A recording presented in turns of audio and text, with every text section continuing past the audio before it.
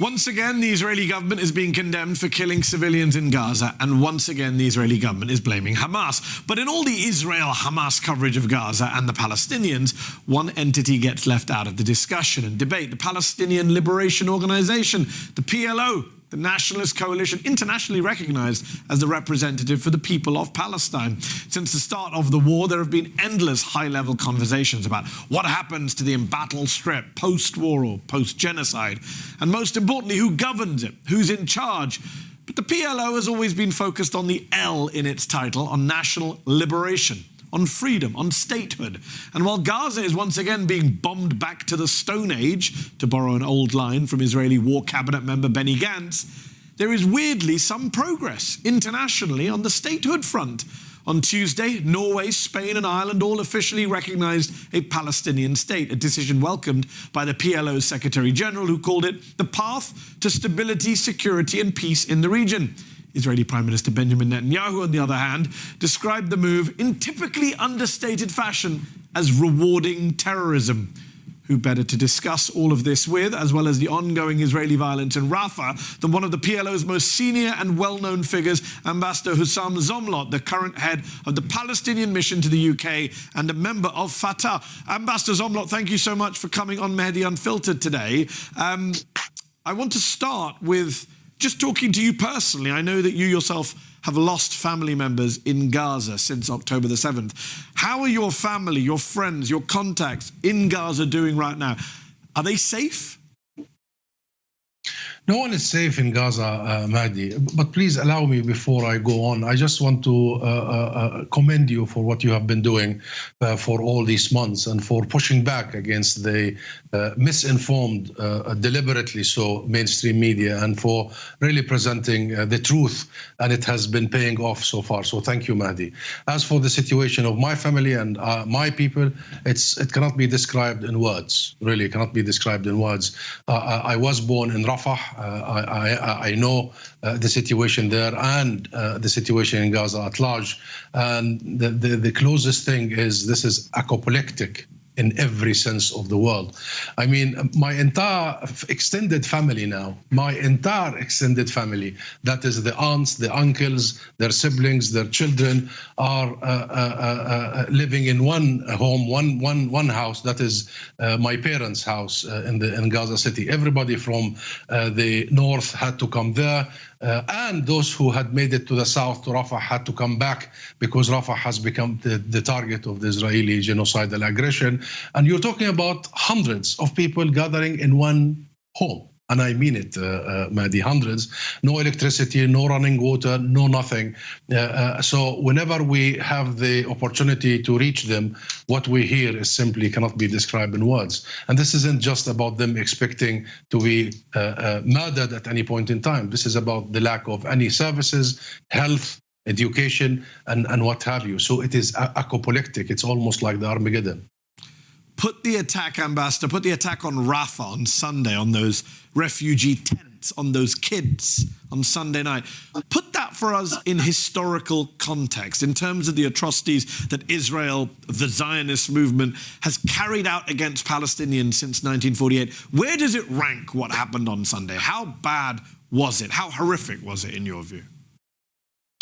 Well, this is a historic scale in terms of the savagery, barbarity, the disregard for human life. Definitely, this is a new record for Israel, but this is absolutely a pattern of 76 years since Israel was established.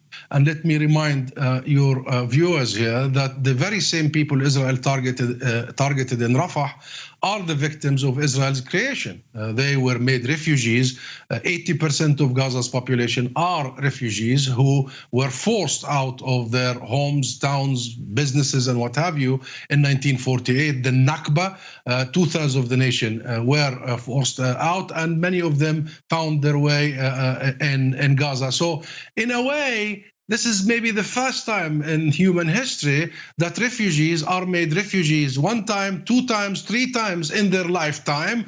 And in a way, this is the first time also the same ancestors of these refugees are being killed and targeted. And particularly Rafah, because Rafah has been home to several refugees from the Nakba time, the 1948, and now refugees again from the Gaza Strip itself. So in a way, history repeats itself, unfortunately. And in a way, it's just a reminder for us Palestinians that Nakba has been ongoing non-stop for all these years.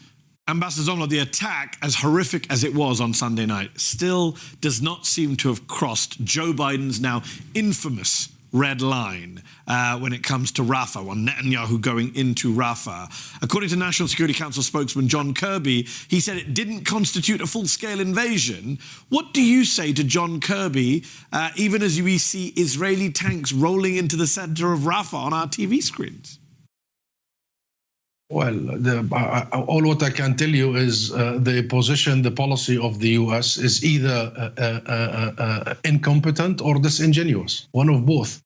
Because they have been drawing a red line after another, and Israel crosses each of these red lines one after another, and the U.S. goes and changes the goalpost altogether, as has happened with Rafah. Israel is engaged in a full onslaught on Rafah, full attack.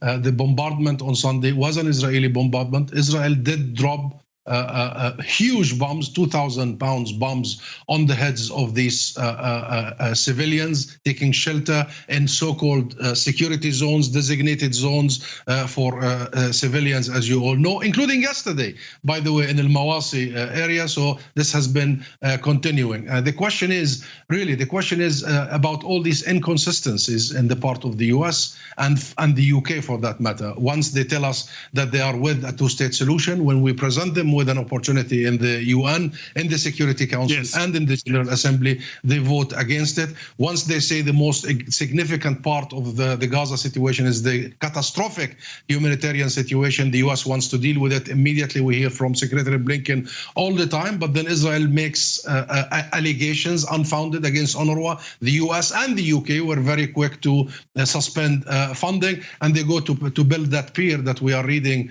of late that it has been broken. Falling apart. Which tells you the U.S. is unable even to pressure Israel to open the land crossings to allow for the unfettered access of aid. And the list of contradictions and disingenuous sort of double talk goes on. If you have time, I can list it. And therefore, I think the last few months have really shown that the U.S. is only verbal when it comes to Israel. It gives Israel advice and never attach its advice with any consequences. So the U.S. could come and say, to Israel, our advice comes with money. Either you take our advice and money, or you don't take both. But it seems the U.S. is absolutely decoupling their advice, their policy, from their unequivocal support for Israel. And this is the issue. Just this week, Nikki Haley, Republican politician, was pictured in Israel writing a message of support on an Israeli artillery shell that said, "Finish them," to which you replied on Twitter saying this is repugnant and criminal. Now, this isn't just any US politician. This is a woman who was running for president until very recently, who was ambassador to the UN when you served in Washington, D.C. She could end up in government again if Trump wins. If you could speak directly to Nikki Haley, what would you say to her? I wouldn't be speaking to Nikki Haley. I would be speaking to the American people, to the American public, and we see the historic change in the public opinion, Mehdi. We see the students and the incumbents everywhere. Yes. We see the outpouring support in the U.S. Right across the society, cross-sectional, the unity of the American people. I would like to address them and tell them they should politically finish her off. Because such statements is not just about the Palestinian people. Such criminal, repugnant statements and action, signing, finish them off, means that this is going to affect America itself and the rest of the world. We don't need people at the top with such criminal intentions and such support for genocide. So, as happened here in the UK, for some politicians who tried to paint the millions of British people as hate marches, and they lost their jobs here by the British people without mentioning names. The same thing, Mehdi, should happen to Nikki Haley by the American people. So the problem is Nikki Haley could be back in government within a year because Donald Trump, according to a lot of polls, is leading in the presidential race. Donald Trump, of course, shut down your Palestinian mission in Washington, D.C. when you were ambassador here. You're now in the UK. You experienced firsthand the anti-Palestinian racism of Donald Trump and Mike Pence and Mike Pompeo and Jared Kushner and Nikki Haley at the UN. We all know the Biden administration has been a disaster on Gaza, has been complicit in genocide. Would a Trump administration next January be any better or be worse for Palestinians? Well, what we know so far, this isn't about Trump or Biden. This is about the US. And so far, the US has failed miserably to bring itself to the level of an honest mediator, of a leading force in our international relations. The US has remained, whether Democratic administrations or Republican administrations, have remained completely and utterly biased. Therefore, I must say the margin of difference is not felt here, and therefore this isn't about the person of the president or the kind of administration. This is about the US in its entirety, and how do we deal with it regardless of who is elected in the White House. So moving from the US to Europe, we have these 3 EU member countries this week recognizing Palestinian statehood. They say they hope other EU countries will follow their lead. Who do you think will be next? And is any of this going to make any practical difference to the lives of ordinary Palestinians on the ground in the occupied West Bank in Gaza right now? Any of this statehood talk? The issue of recognition is a major fundamental issue for the issue of Palestine, for the Palestinian cause. Because, Mehdi, as you know, the heart of our issue is that we were cancelled. And guess by who? By main superpowers of the time. Great Britain and the Balfour Declaration that cancelled us as a people, turned us into non-Jewish minorities when we own 98% of the land and we were more than 95% of the population. We were defined by what we are not rather than what we are, and we are ancient, lived there for millennia, the hub between East and West, the birthplace of Christianity, and what you know about Palestine and the Palestinian people. And then the cancellation continued by the creation of Israel, Zionism, and the negation of the Palestinian people. Remember, a people without a land for a land without a people. Our very negation continued, and then the ethnic cleansing was a result of that cancellation and negation. And then the world, the Western world, continued ever since through giving Israel a veto power over our right to self-determination. So you remember all these European countries and the US keep saying only after reaching a final agreement we will recognize the state of Palestine, meaning only if Israel agrees to. Now, here comes the importance of the action and the declaration of these 3 countries, Spain, Ireland, and Norway, which is to actually cut loose of this policy that has lasted for many years and that has led us to where we are. So therefore, recognizing the inalienable right of the Palestinian people for self-determination and statehood is a business that has been long overdue, a commitment that should have happened long ago. This is not a favor or a gift or a reward. This is a right that should have been granted long ago. However, that is also a very practical recognition, because you asked how it will affect things. From now on, what we are seeking is that it's not a negotiation between a state, that is Israel, and a people. So it says Israel and the Palestinians. No. It should be between 2 states, 2 recognized states with seat in the UN, and these 2 states do not negotiate principles. They do not negotiate the international consensus, which include the border, the capital, the right of refugees. We only negotiate modalities. So recognition would level the field, Mehdi. Okay. And I believe these 3 countries have really take a major step with us into the direction of peace and justice. I know you've taken part in several conversations on the day after in Gaza, if we can use that phrase. Palestinian Prime Minister Mohammed Mustafa laid out plans on Monday at a press conference which included rebuilding Palestinian Authority institutions in Gaza, and reintegrating them with institutions in the West Bank. Does the Palestinian Authority plan on taking control in Gaza should Hamas no longer rule there in the future? Should the PA take over governance of the Gaza Strip? First of all, since at least 2011 and 2012, when we went to the UN and gained our UN status, it's the state of Palestine that is in charge of our people and territory and represent our people, and its main mandate is the defense of our people in international forums and internally. And that state has a government. The government represents every Palestinian. That government is the PLO, the Palestine Liberation Organization, that I represent here in London. I used to represent in Washington. So the one Palestinian political entity that represents all Palestinians is the Palestine Liberation Organization. Now, the PA was established after Oslo to undertake the PLO's responsibilities under the Oslo Accords, which Israel has absolutely ransacked, as you know, and made mockery of. Now, the only Palestinian national institutions that are able and capable to provide for our people, unite our territory, our geography, and our polity. That is our political system. And therefore, it is the state of Palestine and the government of the state of Palestine that can be and will be in charge of the entire occupied territory of the state of Palestine. That is Gaza, that is the West Bank, including East Jerusalem. So to be clear, no coalition of Arab states and no Hamas will be running Gaza in the future? No, you cannot equate all that. The only entity that will run and have the legitimacy in the eyes of the Palestinian people and the world is the state of Palestine and the government of the state of Palestine. So here's the problem for you, Ambassador. According to a March poll conducted in the West Bank and Gaza by the Palestinian Center for Policy and Survey Research, the respondents were asked about who they would want to see in power in Gaza after the war. 13% selected the PA, but without President Abbas. 11% selected the PA with President Abbas. And 59% selected Hamas over both those options. Your movement, Fatah, and your leader, President Abbas, are super unpopular right now, aren't they?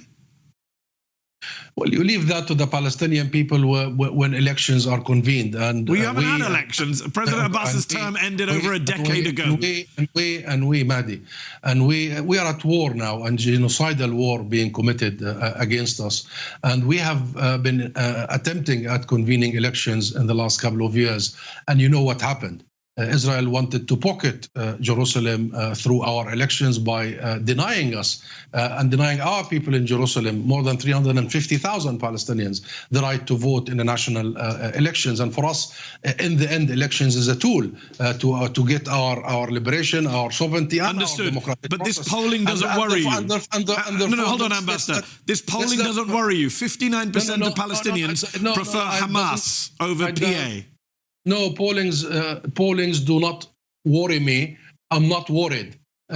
Pollings come and go. It's seasonal. What should be the case is that the people of Palestine are the only source of legitimacy for the Palestinian leadership and government. And therefore, they must be offered a democratic process in the earliest opportunity possible so they elect their leaders. And our internal affairs is our internal affairs. Remember, our leadership has been elected. Yes, elections has been delayed. But President Abbas is the president of the PLO. I mean, his term expired over a decade ago, Ambassador. You asked, and he's nominated by Fatah, by the national party. He's elected by his party to lead the PLO. The PLO system is based on that. Each party nominates. Yes, but the PA. Hold on, Ambassador. The president, his presidency of the PA expired a long time ago. You know that. This isn't about the PA. The PA. I explained to you. I explained to you that Israel has bulldozed the Oslo Accords. Bulldozed the PA, and now Israel is in real onslaught against the PA particularly. Okay. And you know that Netanyahu and Smotrich has literally frozen all of our own money and funding over the last so many months. And you know Netanyahu and Smotrich wants the PA gone, and they believe that the PA and the national institutions are the biggest enemy for Israel because we are the ones who are presenting the vision for liberation and statehood, which is the antidote for Netanyahu and Zionism. But Mehdi, this is not an internal debate. The internal debate can only be resolved, managed within a democratic process with the people of Palestine discuss that. This is. But let me ask you. Hold on. Let me ask you about something important. Do you think Israel's war on Gaza has actually made Hamas stronger, empowered them, made them more popular, made it easier for Hamas to recruit? Has that been the impact of the war on Gaza since October 7th, that Hamas is actually stronger than it was on October the 6th? Is that your view? This isn't about Hamas, Mehdi, but this is about the Palestinian people, and this has been 100 years of struggle for but the Hamas Palestinian is a rival for your party, so it's a legitimate question. Do you believe Hamas is stronger or weaker today as a result of Israel's actions? No, you should ask me, do I believe the Palestinian people are stronger or weaker? I'll ask you that next. I'm asking you now, is Hamas stronger or weaker? Stronger or weaker? It's a simple question.